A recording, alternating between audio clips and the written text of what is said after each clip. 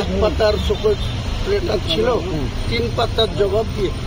আমি ঈশ্বরে বিশ্বাসী, আল্লাহ বিশ্বাসী। আমরা খালি হাতে ঘুরি না। আমাদেরকে অ্যাটাক করতে গেলে সে বেঁচে ফিরবে কিনা সেটা তাকে ভাবতে। মুর্শিদাবাদের মানুষকে সংগঠিত করব এবং মুর্শিদাবাদের অধিকার প্রতিষ্ঠিত করারই আগামী দিনে আমি শপথ নেব। হুমায়ুন কবির এত তাড়াহুড়ো করে শোকজের কেন জবাব দিল?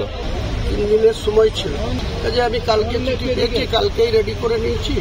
1 পাতার শোকজ লেটার ছিল, 3 পাতার জবাব দিয়ে।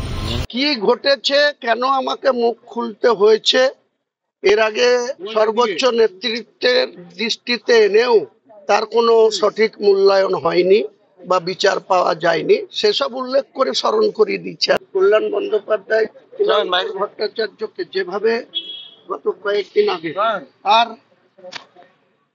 তাকে নিয়ে প্রশ্ন করেছে যে কার হাত আছে, কার মদত আছে তৃণাঙ্কুর ভট্টাচার্যের উপরে, তো সেটাও ক্লিয়ার হওয়ার দরকার। তো কারণ তিনি সেটা বলে কেন পার পাবে, তিনাকে কেন শোকজের আওতায় আসবে না? আমি ডিসিপ্লিনারি কমিটির কাছে এই প্রশ্নই তো রাখছি।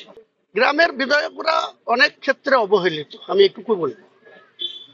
মুর্শিদাবাদ জেলায় আমরা দেখতে পাচ্ছি যে 22-এর মধ্যে 20টা বিধায়ক 2 হাত তুলে আশীর্বাদ করেছে মমতা বন্দ্যোপাধ্যায়ের।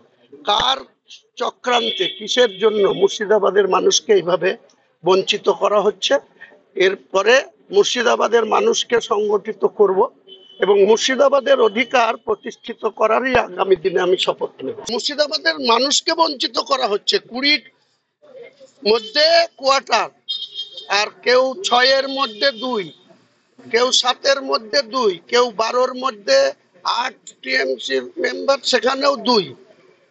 তাহলে এই দ্বিচাচারিতা কেন হচ্ছে মুর্শিদাবাদের মানুষের সঙ্গে? আগামী দিনে মুর্শিদাবাদের মানুষকে নিয়ে তৃণমূলেই থাকবো, তৃণমূলেরই সর্বোচ্চ নেত্রীর কাছে এই ডিমান্ড করব এবং নাম্বার 2 কে ডিমান্ড করব।